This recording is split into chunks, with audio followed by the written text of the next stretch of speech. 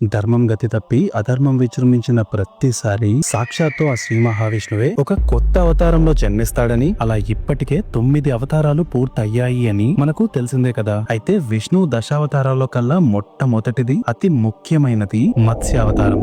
ఎందుకంటే మత్స్యావతారమే గనక లేకపోయి ఉంటే శ్రీరాముడు పుట్టేవాడే కాదు, రామాయణం జరిగేదే కాదు. అందుకే ఈ రోజు మన వీడియోలో కొన్ని కోట్ల సంవత్సరాల క్రితం వచ్చిన మహాప్రలయానికి, ఆ రోజు విజృంభించిన మత్స్యావతారానికి శ్రీరాముడి పుట్టుకకి ఉన్న సంబంధం ఏంటో మీ కళ్ళకు కట్టినట్టు చేయిస్తూ చాలా డీటెయిల్డ్ గా ఎక్స్ప్లెయిన్ చేయబోతున్నాను. సో ఎక్కడ స్కిప్ చేయకుండా వీడియోని లైక్ చేసి చివరి దాకా చూడండి. నేను మిమ్మల్ని కొన్ని కోట్ల సంవత్సరాల వెనక్కి తీసుకెళ్లబోతున్నాను.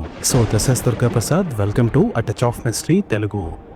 ఈ విశ్వాన్ని నిర్మించే చతుర్ముఖ బ్రహ్మ కేవలం పగటిపూట మాత్రమే విశ్వాన్ని నిర్మిస్తాడు. రాత్రవ్వంగానే యోగ నిద్రలోకి వెళ్లిపోతాడు. ఆయన మెలకుగా ఉన్నప్పుడు సృష్టించిన సృష్టి అంతా యోగ నిద్రలోకి వెళ్లంగానే మహాప్రలయం వచ్చి మొత్తం అంతమైపోతుంది. ఆ మరుసటి రోజు బ్రహ్మ మళ్ళీ నిద్ర లేచి యథావిధిగా సృష్టించడం మొదలు పెడతారు. రాత్రవ్వంగానే మళ్ళీ మహాప్రలయం వచ్చి అంతమైపోతుంది. ఇదొక నెవర్ ఎండింగ్ సైక్లిక్ ప్రాసెస్. అదేంటి, ఆయన సృష్టించిన సృష్టి అంతా ఒక్క రోజులో అంతమైపోతుంటే మనుషులందరూ ప్రాణాలతో ఎలా ఉన్నారు అన్న డౌట్ మీకు రావచ్చు. బ్రహ్మ జీవితంలో ఒక్క రోజు అంటే మనిషి జీవితంలో 432 కోట్ల సంవత్సరాలు. ఇలా ఒక్క రోజునే కల్పం అని పిలుస్తారు. అయితే ఒక రోజు యథావిధిగా బ్రహ్మ నిద్ర లేచి ఋగ్వేదం, యజుర్వేదం, సామవేదం, అథర్వణ వేదం ఈ 4 వేదాలను ఉపయోగిస్తూ విశ్వాన్ని సృష్టించడం పూర్తి చేసి యోగ నిద్రలోకి వెళ్లిపోయాడు. అప్పుడే సోమకాసురుడు అనే ఒక రాక్షసుడు బ్రహ్మ యోగ నిద్రలో ఉన్నప్పుడు ఆ వేదాలను దొంగలిస్తే విశ్వాన్ని సృష్టించే శక్తిని ఆ బ్రహ్మకు లేకుండా చేసి లోకాలన్నింటినీ శాసించొచ్చు అని భావించి ఆ 4 వేదాలని పట్టుకుని సముద్ర గర్భంలోకి వెళ్లి దాక్కున్నాడు. బ్రహ్మ యోగ నిద్రలో ఉండడంతో నైమితిక అనే ప్రళయం మొదలయ్యి ఒక వైపు నుండి స్లోగా ఈ విశ్వాన్ని నాశనం చేయడం మొదలుపెట్టింది. ఈ వేదాలు సోమకాసురుడి చేతిలో పడడం అంటే ధర్మం గతి తప్పడం, అధర్మం విజృంభించడం కాబట్టి విష్ణుమూర్తి అవతరించాల్సిన సమయం ఆసనమైంది. అయితే ఈ సోమకాసురుడు గతంలో బ్రహ్మ కోసం ఘోరమైన తపస్సు చేసి దేవుళ్ల చేతిలో కానీ అసురుల చేతిలో కానీ తనకు చావనేదే ఉండకూడదు అనే ఒక వరాన్ని సంపాదించుంటాడు. అందుకే శ్రీ మహావిష్ణువు నీటి కింద ఉన్న ఈ సోమకాసురుని చంపడానికి ఒక చేపల అవతారం చెందాలి అని నిర్ధారించుకుంటాడు.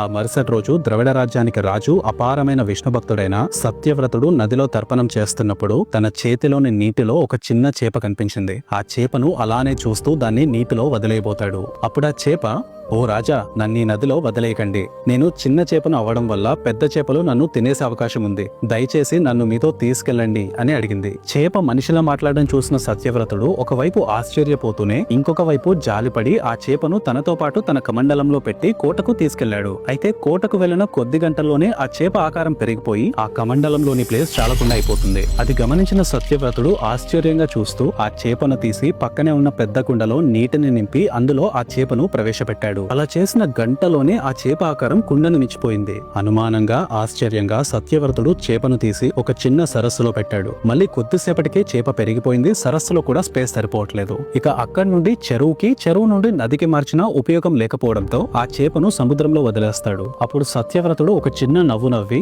నువ్వు చాలా వింతైన చేపలా ఉన్నావు. నా జీవితంలో ఇంత తక్కువ సమయంలో ఇంత పెద్ద ఆకారంలోకి మారిన చేపను చూడలేదు. దీన్ని బట్టే అర్థమవుతుంది నువ్వు మామూలు చేపవు కాదని. దయచేసి మీరెవ్వరూ నాతో ఏం పని ఉండడం వల్ల ఇక్కడికి వచ్చారో సెలవివ్వండి అని అన్నాడు. ఇక అప్పుడే విష్ణుమూర్తి తన మత్స్యావతార రూపాన్ని చూపించి, సత్యవ్రత, నువ్వు చెప్పింది నిజమే. ఇదే జరుగుతున్న అధర్మాన్ని అరికట్టడానికి నేను తీసుకున్న మత్స్యావతారం. ఇప్పటికే నైమితిక ప్రళయం మొదలైపోయింది. ఇంకొక 7 రోజుల్లో 3 లోకాలు నీటిమయమైపోతాయి. సరిగ్గా భూలోకం ఆ ప్రళయంలో మునిగిపోతుంది అన్నప్పుడు ఒక నావ తేలుతూ నీ దగ్గరకు వస్తుంది. ఆ నావ కోసం నువ్వు ఎదురు చూస్తూ ఉండు. ఆ నావ నిన్ను చేరుకున్న వెంటనే అన్ని రకాల విత్తనాలు, ఔషధ మొక్కలతో ఆ నావలోకి ప్రవేశించి నీతో పాటు సప్త ఋషులను తోడుగా తీసుకునిరా. ఎందుకంటే నువ్వు వెళ్లబోయే ప్రదేశంలో మొత్తం చిమ్మ చీకటిగా ఉంటుంది. ఆ సమయంలో ఋషుల నుండి వచ్చే తేజస్సు నీకు దారి చూపిస్తుంది.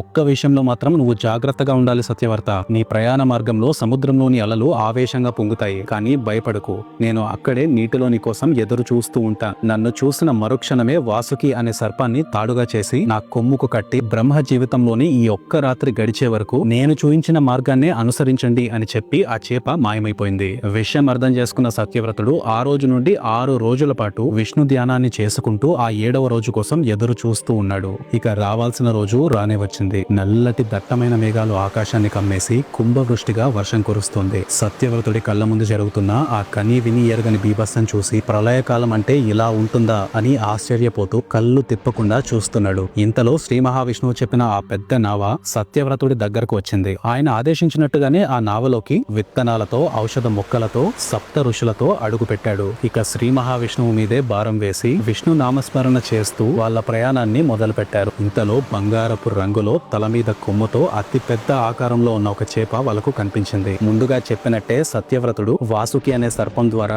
నావను ఆ చేప కొమ్ముకు కట్టేశాడు. అంతలో భయంకరమైన అలలు ఆ నావను అతలాకుతలం చేస్తుండడంతో మత్స్య రూపంలో ఉన్న మహావిష్ణువు ఆ నావను తన రెక్కల కింద ఉంచి కాపాడుతూ వచ్చాడు. ఇంతలో వేదాలను దొంగలించిన సోమకాసురుడు కనిపించడంతో విష్ణువు నీటి లోపలికి దూకి భయంకరమైన యుద్ధం చేసి సోమకాసురుడిని అంతం చేశాడు. తిరిగి సత్యవ్రతుడి నావ దగ్గరకు వచ్చి ప్రళయకాలం ముగిసిన తరువాత ఆ వేదాలను తిరిగి బ్రహ్మకు అప్పగించి ధర్మరక్షణ దుష్ట శిక్షణ పూర్తి చేశాడు. ఇక బ్రహ్మ నిద్ర లేవంగానే తనకొక కల్పం పూర్తవుతుంది కాబట్టి తిరిగి సృష్టి చేయడం మొదలు పెట్టాడు. ఇక తరువాత కల్పం మొదలయ్యేటప్పుడు శ్రీ మహావిష్ణువు వరం వల్ల సత్యవ్రతుడు సూర్యుడు కుమారుడు శ్రద్ధదేవుడిగా పుట్టి ఆ కల్పానికి మొదటి మానవుడిగా వైవస్వత మను అనే పేరుతో ప్రసిద్ధి చెందాడు. సూర్యుడి కుమారుడిగా పుట్టాడు కాబట్టి ఆయన వంశాన్ని సూర్యవంశంగా పిలుస్తారు. అండ్ అదే వంశంలో శ్రీరామచంద్రుడు కూడా పుట్టాడు. ఒక్క శ్రీరాముడు మాత్రమే కాదు, మనం కాశీ సిరీస్ లో చెప్పుకున్న హరిశ్చంద్రుడు, గంగను భూమి మీదకు రప్పించిన భగీరథుడు, వీళ్ళందరూ కూడా ఇదే సూర్యవంశంలో పుట్టారు. అందుకే శ్రీ మహావిష్ణువు అవతారాలన్నింటిలో మత్స్యావతారం అతి ముఖ్యమైనదిగా చెప్పుకుంటారు. అండ్ ఆల్రెడీ మన ఛానల్లో వరాహ అవతారం గురించి ఒక వీడియో చేశాను. ఇప్పుడు మత్స్య అవతారం గురించి చేస్తున్నాను. అయితే విష్ణు దశావతారాల్లో మీరు ఏ అవతారం గురించి నా ద్వారా తెలుసుకోవాలి అనుకుంటున్నారో కింద కామెంట్ సెక్షన్ లో కమెంట్ చేయండి. ఏ అవతారం గురించి అయితే ఎక్కువ కమెంట్స్ వస్తాయో తప్పకుండా అవతారం గురించి వీలైనంత తొందరగా వీడియో చేయడానికి ట్రై చేస్తాను. అండ్ చివరిగా నేను చెప్పొచ్చేది ఒకటే, ఈ వీడియో చూస్తున్నంత సేపు మీకు నా ఎఫర్ట్ కనిపించుంటే లైక్ చేయడం మాత్రం మర్చిపోకండి. అండ్ మన ఛానల్లో ప్రతి సాటర్డే 6 PM కి ఒక కొత్త వీడియో అప్లోడ్ అవుతుంది. వీడియో అప్లోడ్ అయిన వెంటనే మీకు నోటిఫికేషన్ రావడానికి మన ఛానల్ ని సబ్స్క్రైబ్ చేసుకుని బెల్ ఐకాన్ ని ఆన్ లో ఉంచుకోండి. So this is Durga Prasad signing off. Bye.